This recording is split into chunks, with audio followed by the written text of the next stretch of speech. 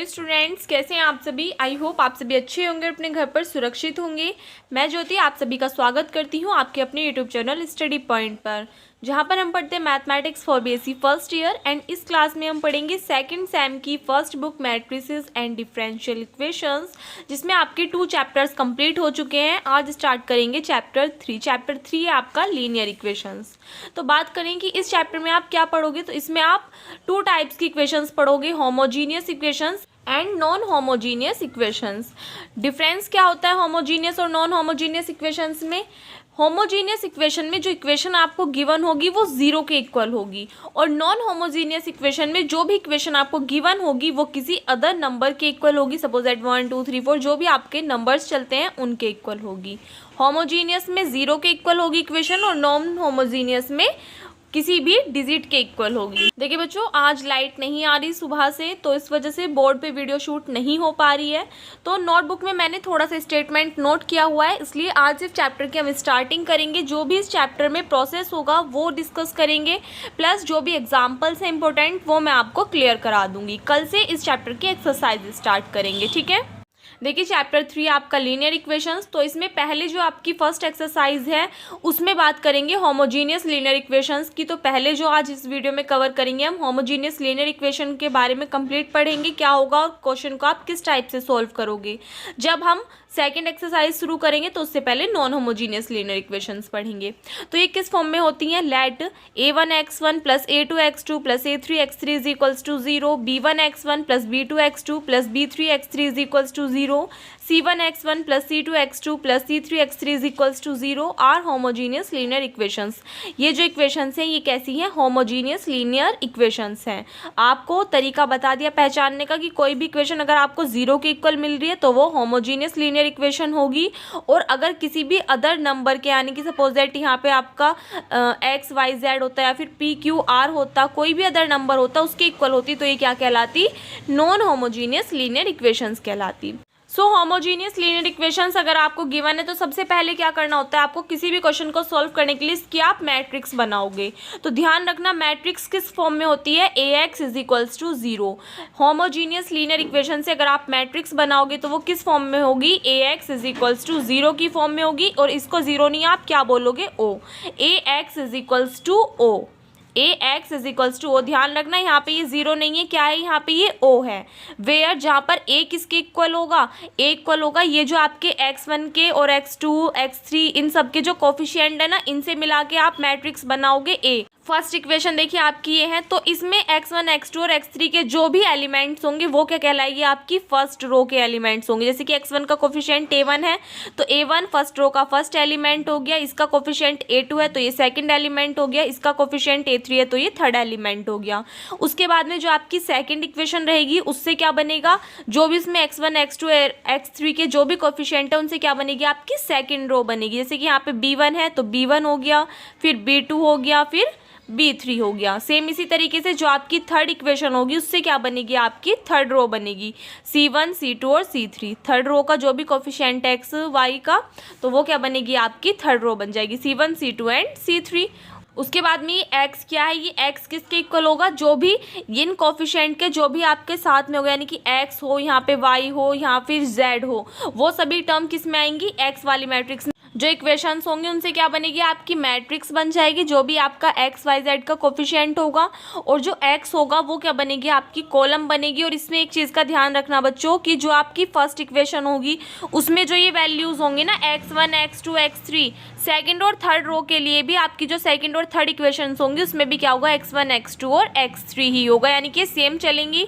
तो इसमें जब आप x की वैल्यू निकालोगे तो वो किसके इक्वल आएगी, जैसे कि यहाँ पे x1 चल रहा है तो एक टर्म आ गई x1, उसके बाद में सेकंड है x2 और उसके बाद में थर्ड क्या है, x3 है।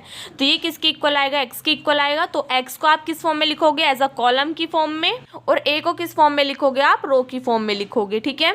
उसके बाद में o किसके इक्वल आएगा, ये जो इधर की साइड के कोफिशिएंट्स रहेंगे ना आपके, जो इधर की साइड टर्म्स रहेंगी वो किसके इक्वल आएगा, o के इक्वल आएगा। ये भी किस फॉर्म में होगा, कॉलम की फॉर्म में ही होगा। सपोज दैट यहाँ पे अगर होमोजीनियस लीनियर इक्वेशंस की बात करें तो 0 0 0 है, तो ओ मैट्रिक्स किसकी इक्वल आएगी, 0 0 और 0 की इक्वल आएगी। और अगर यहाँ पे पी क्यू आर होते तो ये ओ मैट्रिक्स किसके इक्वल आती, पी क्यू और आर के इक्वल आती। ध्यान रखना बच्चों, ये सबसे इंपॉर्टेंट रोल प्ले करेगा आपका किसी भी क्वेश्चन को सॉल्व करने में। अगर आपने इन तीनों टर्म्स में से किसी को भी बनाने में मिस्टेक कर दी तो आपका क्वेश्चन सॉल्व नहीं हो पाएगा। तो इसलिए ये आपको ध्यान से करना है, बाकी जब क्वेश्चंस करेंगे तब आपको और अच्छे से क्लियर हो जाएगा। जब आप इस टाइप से ए, एक्स और ओ की वैल्यूज फाइंड कर लो तो आपको क्या करना है, जो मैट्रिक्स ए होती है उसकी रैंक फाइंड आउट करनी है। Find the rank of A by echelon form. किस फॉर्म से करोगे आप, इचलन फॉर्म की हेल्प से। इचलन फॉर्म कन्वर्ट करना आपको आता है, जो हमने कंप्लीट चैप्टर किया है रैंक ऑफ मैट्रिक्स, उसमें कई सारे क्वेश्चंस हमने किससे किए हैं, इचलन फॉर्म में कन्वर्ट करके तो रैंक फाइंड आउट की है। तो इसमें भी क्या करना हो, जो मैट्रिक्स ए होगी उसमें आपको इचलन फॉर्म का यूज करके रैंक फाइंड आउट करनी होगी, किसकी, मैट्रिक्स ए की। तो उसके बाद में इसमें दो कंडीशन अप्लाई होंगी। कौन कौन सी, फर्स्ट कंडीशन क्या होगी, if rank of A is equals to number of unknowns then given equation have zero solution. मतलब क्या है, सपोज दैट आपने इसकी रैंक निकाली, ठीक है, और इसकी रैंक कितनी आ गई, 3 आ गई। कितने बाय कितने की मैट्रिक्स है, 3/3 की मैट्रिक्स है। आपने रैंक फाइंड आउट की, रैंक भी कितनी आ गई, ए मैट्रिक्स की 3 आ गई। Number of unknowns, number of unknowns क्या है, यहाँ पे जो एक्स की वैल्यूज आप निकालोगे ये कितनी आएंगी, 1 2 3, ठीक है। अगर आपको 4 इक्वेशंस गिवन है तो यहाँ पे 1 2 3 4 इस टाइप से भी आ सकती हैं। 2 इक्वेशंस गिवन है तो 1 और 2 इस टाइप से भी आ सकती हैं। तो अगर रैंक ऑफ ए किसके इक्वल आ जाए, नंबर ऑफ अननोन्स के इक्वल आ जाए, then given solution have zero solution. तो उस कंडीशन में जो भी आपकी इक्वेशन होगी वो क्या रखेगी, जीरो सॉल्यूशन, यानी कि उसमें x1 की वैल्यू भी 0 आएगी, x2 की वैल्यू भी 0 आएगी और x3 की वैल्यू भी कितनी आएगी, 0 आएगी। सेकेंड कंडीशन क्या होगी, if rank of A does not equals to number of unknowns then given equation have infinite solution. यानी कि अगर आपने रैंक फाइंड आउट की किसकी, ए की, और वो किसके इक्वल नहीं आई, नंबर ऑफ अननोन्स के इक्वल नहीं आई, तो उस कंडीशन में जो इक्वेशन होगी वो क्या रखेगी, इनफाइनाइट सॉल्यूशन रखेगी। तो ये दोनों चीज़ें आपको अच्छे से समझ में आनी चाहिए। जो इक्वेशंस आपको गिवन होंगी सबसे पहले आप उनको किस फॉर्म में लिखोगे, A x is equals to O की फॉर्म में लिखोगे। ए की वैल्यू फाइंड आउट करोगे, एक्स की वैल्यू फाइंड आउट करोगे, ओ की वैल्यू फाइंड आउट करोगे। इतना करने के बाद में आपका नेक्स्ट स्टेप क्या होगा कि आपको जो मैट्रिक्स ए गिवन है इसकी रैंक फाइंड आउट करोगे। भाई जब आप एक्स निकाल लोगे तो आपको नंबर ऑफ अननोन्स तो पता चल जाएंगे, इनको क्या बोलते हो आप, नंबर ऑफ अननोन्स। कितने भी होंगे, जैसे इसमें आपको दिखाई दे रहे हैं कितने, 1 2 और 3, तो नंबर ऑफ अननोन्स कितने हैं, 3 हैं। तो इसमें अगर आप मैट्रिक्स ए की वैल्यू निकालोगे, सॉरी इसकी रैंक निकालोगे, तो अगर वो भी 3 आई, ये भी 3 है और नंबर ऑफ अननोन्स भी 3 हैं, तो जो इक्वेशन होगी वो कितने सॉल्यूशन रखेगी, 0 सॉल्यूशन, यानी कि x1 भी 0, x2 भी 0 और x3 भी 0। लेकिन अगर मैट्रिक्स ए की रैंक कितनी आ गई, इचलन फॉर्म के अकॉर्डिंग 2 आ गई, और नंबर ऑफ अननोन्स तो आपको पता है चेंज होंगे ही नहीं, सिर्फ रैंक ही तो चेंज हो सकती है, नंबर ऑफ अननोन्स चेंज नहीं होंगे।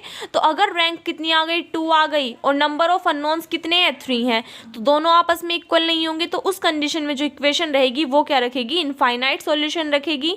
इनफाइनाइट सॉल्यूशन कैसे फाइंड करोगे, वो जब क्वेश्चंस करेंगे तब आपको क्लियर हो जाएगा, ठीक है।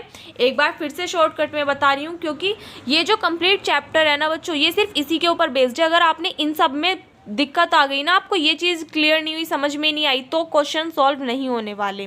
ध्यान से समझना, होमोजीनियस इक्वेशन क्या होती है कि कोई भी इक्वेशन आपको गिवन है और किसके इक्वल दे रखी है, 0 के इक्वल दे रखी है। 2 या 3 इक्वेशंस या फिर 4 कह लो दे रखी हैं, जिनमें x1 x2 x3 ये सब डिजिट्स आपकी चेंज होंगी, सिर्फ कोफिशिएंट चेंज होंगे। ये जो a1 b1 c1 a2 b2 c2 a3 b3 c3 हैं, इनकी वैल्यूज चेंज होंगी, ये टर्म्स आपकी सेम रहेंगी। और ये किसके इक्वल होंगी, 0 के इक्वल होंगी। तो आपकी इक्वेशन क्या कहलाएगी, होमोजीनियस लीनियर इक्वेशन। उसे आप मैट्रिक्स की फॉर्म में कन्वर्ट करोगे तो आप उस इक्वेशन को किस टाइप से लिखोगे, A x is equals to O की फॉर्म में लिखोगे। फिर आप क्या करोगे, ए की वैल्यू फाइंड करोगे, एक्स की वैल्यू और ओ की वैल्यू। फिर आपको क्या करना है, रैंक फाइंड आउट करनी है, किसकी, मैट्रिक्स ए की, किससे, बाय इचलन फॉर्म। ये पॉइंट्स ध्यान में रखने वाले हैं कि इचलन फॉर्म की हेल्प से रैंक फाइंड करनी है। फिर आप मैच करोगे कि अगर रैंक ऑफ ए किसके इक्वल आ रही है, नंबर ऑफ अननोन्स के इक्वल आ रही है, तो जो इक्वेशन होगी वो क्या रखेगी, 0 सॉल्यूशन, यानी कि सभी की वैल्यूज 0 होगी। लेकिन अगर rank of A does not equals to आती है नंबर ऑफ अननोन्स के, तो उस कंडीशन में जो इक्वेशन होगी वो क्या रखेगी, इनफाइनाइट सॉल्यूशन रखेगी, ठीक है। और ये जो बच्चों आज की क्लास में जितना मैं पढ़ा रही हूँ ना, ये जो जितना भी मैंने लिखाया हुआ है इसका भी, और जो बुक्स में एग्जाम्पल्स हैं इस एक्सरसाइज से पहले यानी कि एक्सरसाइज 1 से पहले, तो उन सभी की पीडीएफ का लिंक आपको इस वाली वीडियो के डिस्क्रिप्शन बॉक्स में मिल जाएगा। आप पहले क्या करोगे, जहाँ पे नीचे लिखा होता है टाइटल की BSc first year maths chapter ये वगैरह वगैरह, उसके सामने ड्रॉप डाउन का साइन होता है, उस पर क्लिक करोगे तो पूरा डिस्क्रिप्शन बॉक्स खुल के आ जाएगा। उसमें कुछ ऊपर लिखा होगा, सबसे लास्ट में जाके आपको क्या मिलेगा, पीडीएफ लिंक लिखा हुआ होगा। सो उसके नीचे एक लिंक अवेलेबल होगा, आप उस पर क्लिक करोगे देन आपकी पीडीएफ खुल के आ जाएगी। ठीक है, तो उसमें जो भी सॉल्यूशन वगैरह है, एग्जाम्पल्स वगैरह है, वो सब आपको मिल जाएंगे, तो वहाँ से देख लेना। देखिए बच्चों, इस चैप्टर में आपको जो एग्जाम्पल्स स्टार्ट करने हैं वो स्टार्ट करने हैं एग्जाम्पल नंबर 5 से। इससे पहले 4 एग्जाम्पल्स हैं, वो ना ही आपको पढ़ने की ज़रूरत है और ना ही देखने की ज़रूरत है, क्योंकि वो एज अ एग्जाम्पल आपको दे रखे हैं, लेकिन ना तो उनका कुछ भी यूज़ होना आपकी एक्सरसाइज में और ना ही उनसे रिलेटेड आपके क्वेश्चंस पूछे जाते हैं। ठीक है, तो इसलिए आपको वो छोड़ देना है। एग्जाम्पल नंबर 5 से स्टार्ट करेंगे। क्या है, does the following system of equations possess a common noun zero solution. Question में पूछा क्या गया आपसे कि ये जो आपको इक्वेशंस दे रखी हैं इनमें आपको बताना है कि ये इक्वेशंस क्या रखती हैं, नॉन जीरो सॉल्यूशन रखती हैं, कॉमन या फिर नहीं रखती हैं। तो इसका मतलब क्या है कि आपको इसमें सॉल्व करना होगा और उसके बाद में बताना होगा कि क्या ये नॉन जीरो सॉल्यूशन रख रही है या फिर नहीं। So the given system of equations can be written in the form of the single matrix equation. सो इसको क्या करना है, आपको ये जो इक्वेशंस दे रखी हैं इनको आप किस फॉर्म में लिखोगे, ax इज टू ओ की फॉर्म में। अभी बताया था किस टाइप से लिखोगे, देखिए यहाँ पे ax इज टू ओ की फॉर्म में लिखोगे। तो इनमें से a की वैल्यू कैसे फाइंड करोगे, जो आपको इक्वेशंस दे रखे हैं, जैसे कि आपको इक्वेशन फर्स्ट दे दी, फिर इक्वेशन सेकंड दे दी, इक्वेशन थर्ड दे दी। तो इक्वेशन फर्स्ट के जो भी आपके x y और z के कोफिशिएंट है उसको किस रो में लिखोगे आप, फर्स्ट रो में। जैसे x का कोफिशिएंट 1 है, y का 2 है, z का 3 है, तो 1 2 एंड 3। फिर उसके बाद में सेकंड इक्वेशन देखिए, x का कोफिशिएंट 3 है, y का 4 है, z का 4 है, तो कितना आ जाएगा सेकंड रो, 3 4 4।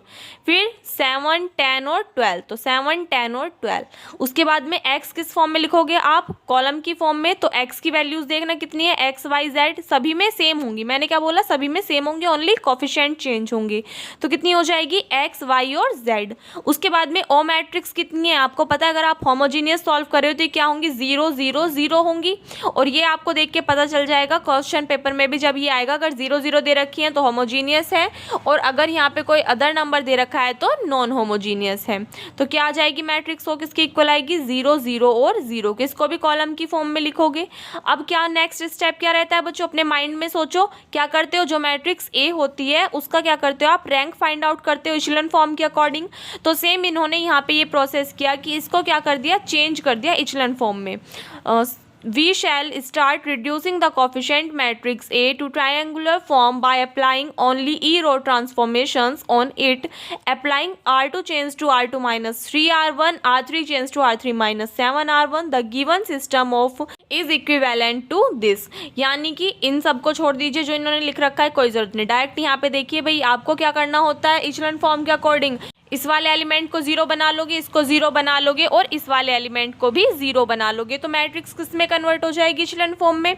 अब आप कहोगे मैम इसमें तो ओनली इन दोनों को बनाया हुआ है, 0 आगे सोल्व भी नहीं कर रखा। तो देखिए ध्यान से, मैंने आपको जब इससे पहले अभी सुबह मॉर्निंग वाली भी क्लास हुई थी उसमें मैंने एग्जाम्पल्स कराते टाइम आपको बताया था क्या, कि अगर आप किसी भी मैट्रिक्स का डिटरमिनेंट निकाल के देखते हो और वो 0 के इक्वल आ जाता है, मैट्रिक्स का डिटरमिनेंट 0 के इक्वल आ जाता है, तो इसका मतलब क्या है कि वो मैट्रिक्स की रैंक क्या होगी, उसके इक्वल नहीं होगी। अगर डिटरमिनेंट 0 के इक्वल आ जाता है तो मैट्रिक्स की रैंक आपको किसी भी अदर उससे मतलब उसमें से कोई भी माइनर मैट्रिक्स लेके तब फाइंड आउट करनी होगी। और अगर डिटरमिनेंट 0 के इक्वल नहीं आता तो उस कंडीशन में उस मैट्रिक्स की रैंक वही होती है जो उस मैट्रिक्स का ऑर्डर होता है। तो सपोज दैट अगर आप इस वाली कॉलम के अकॉर्डिंग क्या करते हो बच्चों, इस वाली मैट्रिक्स का एक्सपेंशन करते हो यानी कि डिटरमिनेंट ओपन करते हो, तो यहाँ से देखना -2 की मल्टीप्लाई -9 में करोगे तो कितना आ जाएगा आपका 9 2 ज़ा 18 आ जाएगा, माइनस साइन 5 4 ज़ा 20 आ जाएगा।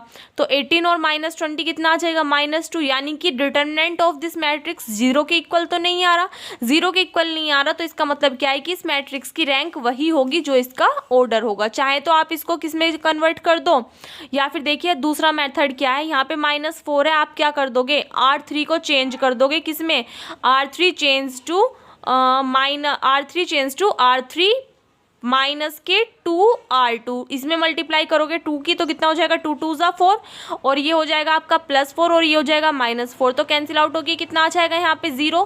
जबकि आपके यहाँ पे कोई भी अदर टर्म आएगी, चाहे आप सॉल्व करके देख लेना इचेलॉन फॉर्म के अकॉर्डिंग, तो जो मैट्रिक्स की रैंक आएगी वो कितनी आएगी, 3 आएगी। इतनी सारी रामायण को अभी पढ़ेंगे, ठीक है। पहले जितना मैंने आपको बताया वो समझ लेना कि मैट्रिक्स की रैंक निकाली 3 आ गई, और इसमें नंबर ऑफ अननोन्स देखना कितने हैं, 1 2 एंड 3 हैं। तो रैंक ऑफ ए किसके इक्वल आ रही है, नंबर ऑफ अननोन्स के इक्वल आ रही है। तो इसका मतलब क्या है कि अगर rank of A is equals to आ रही है नंबर ऑफ अननोन्स के, तो उस कंडीशन में जो भी आपकी मैट्रिक्स होगी, जो भी आपकी इक्वेशंस आपको गिवन होंगी, वो क्या रखेंगी, 0 सॉल्यूशन रखेंगी, यानी कि एक्स वाई और जेड तीनों की वैल्यूज क्या आ जाएंगी, 0 आ जाएंगी। इन क्वेश्चंस में मेन फोकस क्या होता है बच्चों, एक्स वाई और जेड की वैल्यूज फाइंड करना। जो भी आपको नंबर ऑफ अननोन्स दे रखे हैं ना, उनकी वैल्यूज आपको फाइंड करनी होती है। देखिए इन्होंने इस वाली रामगाथा में भी ये लिखा हुआ है, here we find that the determinant of the matrix on the left hand side of this equation is not equals to 0। Here we find, यहाँ पे हम क्या देखते हैं, the determinant of the matrix on the left hand side, left hand side इधर की side वाला, तो इस वाली मैट्रिक्स का अगर आप डिटरमिनेंट निकालते हो of this equation is not equals to 0, तो इसका डिटरमिनेंट क्या नहीं आ रहा, 0 के इक्वल नहीं आ रहा है। Therefore the rank of this matrix is 3, इसलिए इस मैट्रिक्स की रैंक क्या हो गई, 3 हो गई। मैंने बताया अगर डिटरमिनेंट 0 के इक्वल नहीं आ रहा तो जो मैट्रिक्स का ऑर्डर होगा वही क्या होगी, उसकी रैंक होगी। So there is no need to further applying e row transformations on the coefficient matrix. So इसलिए यहाँ पे क्या नहीं है, ई रो ट्रांसफॉर्मेशन को अप्लाई करने की नीड नहीं है। अगर आप चाहते हो तो कर सकते हो, इससे कोई इफेक्ट नहीं पड़ेगा, ये आपकी इचेलॉन फॉर्म में कन्वर्ट हो जाएगी, आपको डायरेक्टली शो हो जाएगा कि ये किस में है, इचेलॉन फॉर्म में है, ठीक है। और इसकी मैट्रिक्स की रैंक कितनी है, 3 है। इन्होंने नहीं की ये वाली लाइन, कोई बात नहीं, इन्होंने ये चीज़ लिख के दिखा दी। So the rank of the coefficient matrix A is 3, तो रैंक क्या आ गई कोफिशिएंट मैट्रिक्स की, 3 आ गई, in a sense equal to the number of unknowns, जो कि किसके इक्वल है, नंबर ऑफ अननोन्स के इक्वल है। नंबर ऑफ अननोन्स भी कितने हैं इसमें, 3 हैं। Therefore, the given system of equations does not possess any linearly independent solution। इसका मतलब क्या है कि ये जो equations है ये क्या नहीं रखती, कोई भी linearly independent solution नहीं रखती है। So the zero solution in a sense x, y और z तीनों ही किसके इक्वल होंगे, 0 के इक्वल होंगे, is the only solution of the given system of equations। तो यही क्या होगा, इसका only solution होगा जो भी equations आपको given है।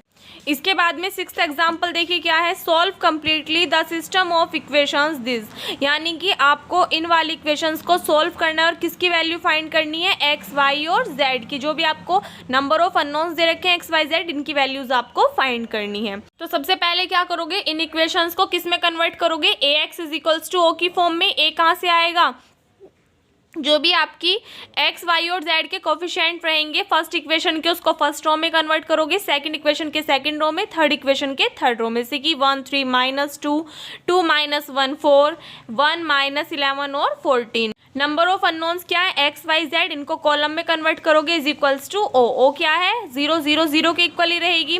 सो उसके बाद में क्या करेंगे, जो मैट्रिक्स ए रहेगी इसको आप कन्वर्ट करोगे किस में, इचेलॉन फॉर्म में कन्वर्ट करोगे बाय ई रो ट्रांसफॉर्मेशन। तो उसकी हेल्प से जब आप सॉल्व करोगे तो इस टाइप से कर लोगे, इचेलॉन फॉर्म में कन्वर्ट करना आप सभी पे आता है। उसके बाद में क्या करोगे, यहाँ पे देखिए इस वाली मैट्रिक्स की अगर रैंक देखें, इसको छोड़ दीजिए जो लिख रही थ्योरी जितनी भी लिखी हुई है, यहाँ पे समझिए ओनली।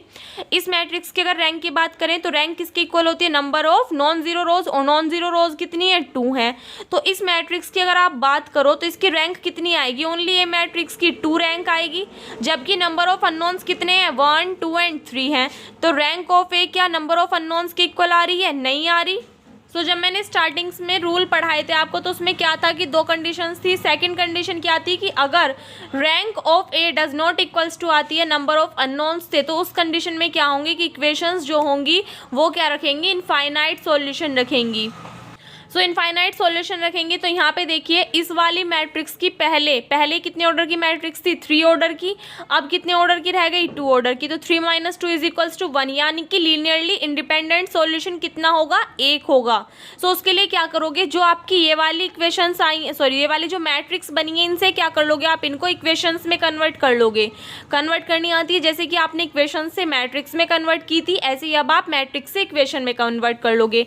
फर्स्ट जो आपकी रो है इसको क्या करोगे आप, फर्स्ट रो से एक इक्वेशन बना दोगे, मल्टीप्लाई किस में करते जाओगे, एक्स वाई जेड में। 1 की मल्टीप्लाई एक्स में करोगे एक्स, उसके बाद में 3y की मल्टीप्लाई करोगे तो कितना हो जाएगा, +3y - 2z, और किसके इक्वल आ जाएगा, 0 के। सेकंड वाली की देखना, 0 की मल्टीप्लाई एक्स में करोगे तो 0 - 7y और प्लस के कितना आ जाएगा, 8z = 0। थर्ड तो 0 0 है, तो इसकी तो आपकी जो इक्वेशन आएगी वो भी 0 आएगी, तो उसको तो छोड़ दीजिए। तो कितनी इक्वेशंस बनी इससे, टोटल 2 इक्वेशंस बन गई। सो अब ये जो इक्वेशंस बनाई इससे आपको क्या करना होगा, एक्स वाई और जेड की वैल्यूज निकालनी होगी। तो यहाँ से देखिए, अगर आप इस वाली इक्वेशन को देखो तो इससे आप डायरेक्टली y की वैल्यू निकाल सकते हो भी, -7y उधर की साइड जाके प्लस के 7y हो गया, तो जो आपका 7 है वो 8 के अपॉन में आ गया, तो y की वैल्यू कितनी आ गई, 8/7z। इस वाली वैल्यू को आप किस में पुट करोगे, y की वैल्यू को इक्वेशन फर्स्ट वाली में पुट करोगे। तो यहाँ से सॉल्व करने के बाद में आपको x की वैल्यू मिल जाएगी, x किसके इक्वल आ जाएगा, -10/7z। फिर आप लेट कर लोगे z किसके इक्वल लेट कर लोगे, c के इक्वल। यहाँ पे c क्या है, कोई भी आर्बिट्रेरी कांस्टेंट है। देन y किसके इक्वल आ गया, 8/7, z के प्लेस पे क्या पुट करोगे, c। x किसके इक्वल आ गया, -10/7, z के प्लेस पे क्या पुट करोगे, c, क्योंकि z को क्या लिया हमने, c। तो यहाँ से आपको x, y और z तीनों की वैल्यूज मिल गई। x की वैल्यू कितनी आ गई, -10/7c, y की वैल्यू आ गई 8/7c, और z की वैल्यू कितनी आ गई, c आ गई। So constitute the general solution of the given system where c is an arbitrary parameter. c क्या है, कोई भी एक आर्बिट्रेरी पैरामीटर है। सो रिमार्क क्या है, in matrix form the general solution can be expressed as. इसको अगर आपको जनरल सॉल्यूशन की फॉर्म में लिखना है तो आप कैसे लिख सकते हो भाई, हमारी कॉलम क्या थी, एक्स वाई और जेड। एक्स की वैल्यू कितनी आई, -10/7c, वाई की वैल्यू कितनी आई, 8/7c, और जेड की वैल्यू कितनी आई, c आ गई। c आप तीनों में से बाहर कॉमन ले लोगे तो आपकी ये फॉर्म बन जाएगी, जहाँ पर c क्या है, कोई भी एक आर्बिट्रेरी नंबर है। तो इसके अकॉर्डिंग आपने क्या कर दिया, यहाँ पे एक्स वाई और जेड की वैल्यूज फाइंड कर दी। तो दोनों टाइप के क्वेश्चंस आपको करा दिए। एक तो कौन सा कि अगर रैंक ऑफ ए किसके इक्वल आ जाए, नंबर ऑफ अननोन्स के इक्वल आ जाए, तो जो भी एक्स वाई जेड होंगे उनके सॉल्यूशन क्या रहेंगे, 0 0 रहेंगे। और अगर आपकी रैंक ऑफ ए किसके इक्वल ना आए, नंबर ऑफ अननोन्स के इक्वल ना आए, तो उस कंडीशन में एक्स और वाई और जेड की क्या होंगी, अलग अलग वैल्यूज फाइंड करोगे। किस टाइप से, जो इचलन फॉर्म में कन्वर्ट करके आपकी मैट्रिक्स आएगी, उससे आप क्या करोगे, इक्वेशंस बना लोगे, और उन इक्वेशंस को सॉल्व कर करके क्या करोगे, एक्स वाई और जेड की वैल्यू फाइंड आउट करोगे। ठीक है, देखिए इसके बाद में बच्चों एग्जाम्पल नंबर 9, और काफ़ी ज़्यादा इंपॉर्टेंट एग्जाम्पल है ये। जितना आपके पास बुक में लिखा हुआ है ना कि इन ईयर्स में आया हुआ है, ये इनसे भी अलग कई बार आपसे पूछा जा चुका है। काफ़ी ज़्यादा इंपॉर्टेंट है, ये बुक थोड़ी पुरानी है इसलिए इसमें से आगे के ईयर्स आपको नहीं दिए हुए हैं। तो एग्जाम्पल 9 है क्या, show that the only real value of lambda for which the following equations have non zero solution is 6। यानी कि आपको शो करके क्या दिखाना है कि लैम्डा की जो रियल वैल्यू है, जिसके लिए जो इक्वेशंस है वो क्या रख रही है, नॉन जीरो सॉल्यूशन रख रही है, जो कि कितना है, 6 है, वो आपको शो करके दिखाना है। अब इस वाले क्वेश्चन में बच्चों आप लोग कंफ्यूज बहुत जल्दी हो जाते हो। आप इसको किसमें सोच लेते हो कि नॉन होमोजीनियस इक्वेशन है, जबकि ऐसा नहीं है। यहाँ पे जो वैल्यू आपको दी हुई है ना, lambda x, lambda y, lambda z, इसको आपको जीरो में कन्वर्ट करना है। कैसे, देखिए इधर की साइड भी अगर आप फर्स्ट इक्वेशन की बात करते हैं तो इधर एक्स है, इधर कितना है, लैम्डा एक्स, तो इसको इधर की साइड लेके आ जाओगे तो कितना हो जाएगा, x minus lambda x. X common ले लोगे तो कितना आ जाएगा, 1 माइनस लैम्डा। तो एक्स के प्लेस पे क्या आएगा, 1 माइनस के lambda x plus 2y plus 3z is equals to 0। Same इसी तरीके से यहाँ पे आ जाएगी आपकी 3x प्लस इधर लैम्डा y है तो y कॉमन ले लोगे, कितना आ जाएगा, 1 minus lambda into y plus 2z। यहाँ पे क्या हो जाएगा, 2x plus 3y 1 minus lambda into z और इज इक्वल्स टू 0। तो इनके जो भी कोफिशिएंट आएंगे उसको आप किस फॉर्म में लिख दोगे, मैट्रिक्स की फॉर्म में। देखिए यहाँ पे 1 minus lambda 2 3 3, 1 minus lambda 2 2 3, 1 minus minus lambda. X की वैल्यूज क्या है, एक्स वाई जेड थे आपके टर्म्स, तो एक्स वाई जेड क्या आ गए, number of unknowns is equals to o, क्योंकि सभी किसके इक्वल थे, जीरो के इक्वल थे। सो यहाँ पे देखिए क्या है, if the given system of equations is to possess a non-zero solution, the coefficient matrix A must be of rank less than 3. If the matrix A is to be of rank less than 3, its determinant must be equal to 0. Thus we have, इन्होंने क्या कहा कि अगर if the given system of equations is to possess a non-zero solution, क्योंकि आपको show करके क्या दिखाना है कि ये नॉन जीरो सॉल्यूशन रखता है, तो हमें पता है कि अगर ये जो आपको इक्वेशंस का सिस्टम दे रखा है क्या रख रहा है, नॉन जीरो सॉल्यूशन रख रहा है, तो इसके लिए जो कोफिशिएंट मैट्रिक्स है ए क्या है, कोफिशिएंट मैट्रिक्स है, उसकी रैंक क्या होगी, लेस देन 3 होगी। क्या होगी, रैंक लेस देन 3 होगी। If the matrix A is to be of rank less than 3, its determinant must be equals to 0। तो अगर किसी भी मैट्रिक्स की रैंक क्या हो रही है, 3 से कम हो रही है, इसका मतलब क्या है, अगर मैट्रिक्स का ऑर्डर 3 है और रैंक 3 से कम है, तो सिंपल सी बात है कि डिटर्मिनेंट क्या होगा, 0 के इक्वल होगा। 101% किसके इक्वल होगा, डिटर्मिनेंट 0 के इक्वल होगा। तो यहाँ से देखिए इन्होंने क्या किया, इस वाली जो मैट्रिक्स है इसको किसके इक्वल रख दिया, 0 के इक्वल। सॉल्व कर लिया, adding the second and the third rows to the first, second और थर्ड जो रो थी उनको ऐड कर दिया किसमें, फर्स्ट वाली रो में, तो आपकी ये वाली इक्वेशन बन गई। इसमें से क्या करोगे आप, 6 माइनस लैम्डा को कॉमन ले लोगे, अंदर आपकी टर्म्स ये बन जाएंगी। फिर आप क्या करोगे, कन्वर्ट कर दोगे C2 माइनस C1 और C3 माइनस C1 में, C2 माइनस C1 और C3 माइनस C1 में। यहाँ पे एक चीज़ का ध्यान देना बच्चों, इन्होंने ना एक गलती कर रखी है। गलती क्या कर रखी है, ये जो इन्होंने साइन लगाया ना ये वाला, ये इन्होंने ब्रैकेट का साइन गलत लगाया। यहाँ पे आपको डिटर्मिनेंट का साइन लगाना है, यानी कि ये वाला जो साइन होता है ना इस टाइप से, तो आपको इस कंप्लीट क्वेश्चन में इस टाइप से साइन लगाना है। ये सब डिटर्मिनेंट के को हम 0 के इक्वल लेके चले हैं, इस क्वेश्चन में डिटर्मिनेंट को 0 के इक्वल लेके चले, तो इन्होंने ब्रैकेट जो है ये गलत लगाया है। ठीक है, तो जब आप सॉल्व करोगे यहाँ से 6 माइनस लैम्डा आप ऊपर से कॉमन ले लोगे। हमने ऐसा क्यों किया, क्योंकि अगर आप डायरेक्टली देखिए यहाँ पे करोगे ना तो भी आपका आंसर सेम ही निकल के आएगा, लेकिन क्या है थोड़ा सा लेंथ ही पड़ जाएगा। इसलिए इस मैट्रिक्स को थोड़ा सा इजी बनाने के लिए पहले कुछ स्टेप्स किए, उसके बाद में डिटर्मिनेंट फाइंड किया। सो यहाँ पे देखिए अगर हम इन 1 को भी क्या कर लें, 0 में कन्वर्ट कर लें, तो ओनली 1 के लिए हम क्या कर देंगे, डिटर्मिनेंट फाइंड कर लेंगे, तो आपको ज़्यादा ईजी पड़ेगा, वरना कैलकुलेशन थोड़ी टफ हो जाएगी। तो 1 को 0 कैसे बनाओगे, C2 माइनस C1 कर दोगे, और इस 1 को 0 कैसे बनाओगे, C3 माइनस C1 कर दोगे। यही ऑपरेशन अप्लाई किया। सॉल्व करने के बाद में आपकी ये वाली मैट्रिक्स आ जाएगी। सो जब आप इसका डिटर्मिनेंट निकालोगे तो डिटर्मिनेंट में क्या होगा, जो भी आपकी फर्स्ट रो होगी उसके रेस्पेक्ट में क्या कर दोगे, आप एक्सपेंशन कर दोगे, तो 1 आपका एज इट इज आ जाएगा। इस वाली इक्वेशन की मल्टीप्लाई, इस वाले टर्म की मल्टीप्लाई इस वाले टर्म में करोगे तो कितना हो जाएगा, यहाँ से देखिए माइनस कॉमन लोगे तो कितना बचेगा, लैम्डा प्लस 2 की मल्टीप्लाई किस में करोगे, लैम्डा प्लस 1 में से भी माइनस कॉमन है और इसमें से भी माइनस कॉमन, तो माइनस माइनस प्लस हो जाएगा। फिर बीच में माइनस साइन आता है और यहाँ पे देखिए माइनस, यहाँ पे कितना है, प्लस माइनस माइनस, और माइनस ऑलरेडी होता है तो माइनस माइनस कितना हो जाएगा, प्लस, और 1 की मल्टीप्लाई 1 में करोगे तो कितना हो जाएगा, 1। किसके इक्वल चल रहा है, 0 के। इसको सोल्व करोगे कितना आएगा, लैम्डा स्क्वायर प्लस के 3 lambda plus 3 is equals to 0। तो अब यहाँ से 2 आपके सॉल्यूशन बनेंगे। फर्स्ट तो क्या कि लैम्डा किसके इक्वल आ जाएगा, 6 के इक्वल आ जाएगा, और सेकंड क्या है कि ये वाली जो इक्वेशन है इससे आप क्या कर दो, लैम्डा की वैल्यू निकाल दो। तो अगर ये आपकी डायरेक्टली होती सॉल्व तो आप डायरेक्टली सॉल्व कर देते, लेकिन इसमें देखिए ये आपका किसी का भी स्क्वायर नहीं बन रहा है, ना ही किसी की भी क्यूब बन रही है। तो उस कंडीशन में हम क्या करते हैं, हिंदी मीडियम से जितने भी स्टूडेंट्स होंगे उन्होंने पढ़ा हुआ एक श्रीधराचार्य सूत्र, और इंग्लिश मीडियम से जो स्टूडेंट्स होंगे उन्होंने पढ़ा होगा क्वाड्रेटिक फॉर्मूला। तो वो फॉर्मूला अप्लाई करके, फॉर्मूला क्या होता है, माइनस के b plus minus under root b square minus 4ac upon a. तो ये फॉर्मूला आपका होता है, तो उसको क्या करोगे, उसके अकॉर्डिंग आप यहाँ से अप्लाई करके क्या कर दोगे, लैम्डा की वैल्यू निकाल दोगे। किसके इक्वल आ जाएगा, माइनस के बी कितना है यहाँ पे 3, तो minus 3 plus minus under root b square, 3 का स्क्वायर कितना हो जाएगा, 3 3 ज़ा 9 माइनस के 4ac, तो 4a कितना है 1 और c कितना है 3, तो 4 3 ज़ा 12, और अपॉन में कितना आएगा a की वैल्यू सॉरी अपॉन में कितना आता है 2a, तो 2 और a की वैल्यू कितनी है यहाँ पे 1, तो कितना हो जाएगा 2 की मल्टीप्लाई 1 में करोगे तो 2।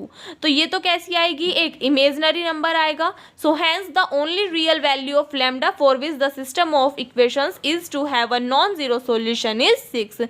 यानी कि लैम्डा की जो रियल वैल्यू होगी जिसके लिए जो इक्वेशंस का सिस्टम है वो नॉन जीरो सॉल्यूशन रखेगा वो कितनी है 6 है। और ये क्या करना था आपको इस क्वेश्चन में सॉल्व करके दिखाना था। सो आई होप आपको ये तीनों एग्जाम्पल्स अच्छे से क्लियर हो गए होंगे। फिर से एक बार रिकॉल करा रही हूँ, जितना मैंने कराया इसको अच्छे से पढ़ लेना। जो भी 5, 6, 7, 8, 9 ये आपके 5 एग्जाम्पल्स हैं, इनको अच्छे से देख लेना। 3 मैंने आपको बता दिए जो कि ज़्यादा इंपॉर्टेंट लास्ट ईयर्स में आपसे पूछे भी जा चुके हैं, तो इनको कर लेना अच्छे से। बाकी के जो भी एग्जाम्पल्स हैं उनको अपने आप करके देख लेना। कल से इसकी एक्सरसाइज स्टार्ट करेंगी और एक या 2 दिन में आपकी इसकी फर्स्ट एक्सरसाइज जो है वो कंप्लीट कर देंगे। सो आई होप आपको समझ में आ गया होगा। लीनियर इक्वेशंस का जो भी बेस था कल से बोर्ड पे पढ़ेंगे, ठीक है। तो इस वीडियो में बस इतना ही। अगर आपको वीडियो अच्छी लगी हो तो वीडियो को लाइक कर देना और हाँ अपने सभी फ्रेंड्स के साथ में शेयर कर देना जिनके एग्जाम्स नहीं हुए थे या फिर अब हो गए हैं। तो सभी स्टूडेंट्स ज़्यादा से ज़्यादा वीडियोस को शेयर कर देना ताकि ज़्यादा से ज़्यादा स्टूडेंट्स हमारे साथ में जुड़ सकें और हमारी फैमिली और भी ज़्यादा बड़ी हो सके। अगर आप चैनल पर नए हो या फिर अभी तक आपने चैनल को सब्सक्राइब नहीं किया है तो प्लीज़ चैनल को सब्सक्राइब कर देना। मिलते हैं नेक्स्ट वीडियो में, तब तक के लिए घर पर रहिए, सुरक्षित रहिए। धन्यवाद।